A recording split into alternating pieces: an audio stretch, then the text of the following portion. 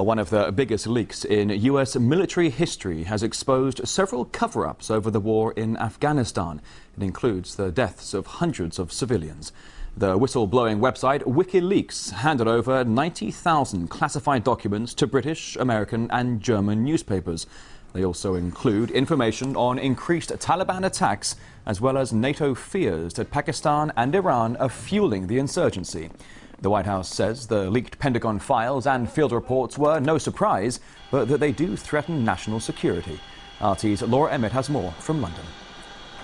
It doesn't really come as a huge surprise, but it is more additional information that we, the public, now have about exactly what's going on in Afghanistan. These 90,000 documents relate to the 5 years between the beginning of 2004 and the end of 2009, detailing bits of the Afghan conflict that we previously had no idea about. Of course, during the entire war, more than 320 British troops had been killed and more than 1,000 American troops. There's a lot in these documents about the toll that the war has taken on Afghan civilians. There are 144 separate incidents detailed in these files. Some of those deaths come from controversial airstrikes that the Afghan government's already complained about, but some of them come from just troops shooting and killing random passers-by, motorists, motorcyclists, just to protect themselves from the fear of potential suicide bombers. And altogether in these reports there are details of 195 civilians having been killed and 174 wounded, and there's reason to believe that that's a huge underestimate for this period. There's also some information about Pakistan, which of course the US government gives $1 billion a year to help them fight the insurgency in Afghanistan. And the report suggests that the Pakistani spy service in fact holds secret meetings with the Taliban to organise the militant groups that are fighting these US soldiers. So Pakistan is alleged to be doing exactly the opposite of what the US has asked it to do and is paying it to do. Well, this specific dossier, it's not clear where this came from, and Julian Assange won't discuss where these 90,000 documents came from. But we can assume that it comes from some sort of inside source, merely because in April there was a similar leak, a video which Julian Assange of WikiLeaks put on his website, which showed Apache helicopters essentially gunning down two Reuters cameramen on the streets of Baghdad.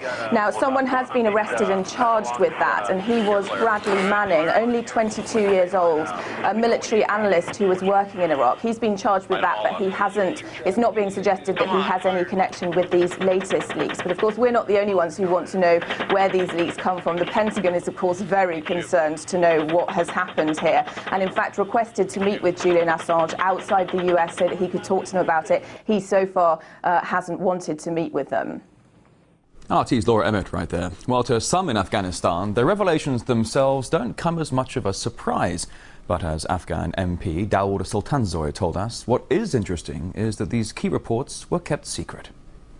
Facts are not new to me. The ones that I've read in the paper, the situation on the ground, the civilian casualties, the way the operation is going, the critiques that have been made, and I would be more interested in those things that are not published, and I would like to know what is it that is jeopardizing this operation according to some politicians.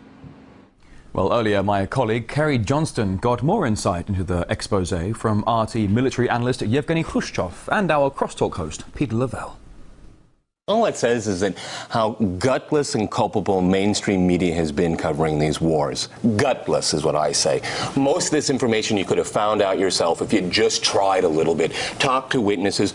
The internet exists. Oh my goodness, these stories are out there. It's just the government confirming to us that we've been lied about this war and we should listen to people on the ground. So I'm not surprised by this, but it shows that mainstream media has been reckless in covering these wars. Now, in a wider context, it also says, or some of these leaked documents suggest, that there's Pakistani support for the Taliban. Surprise, what do you surprise! We know about this. We know about this. Hang on. You just watched Crosstalk. It was on Crosstalk. We know about this. Yevgeny, you tell us. What do you think? Well, that was one of the main challenges during the anti-Soviet jihad. What the Pakistani, not involvement, the Pakistani has been subcontracted their intelligence services, ISI, by the CIA.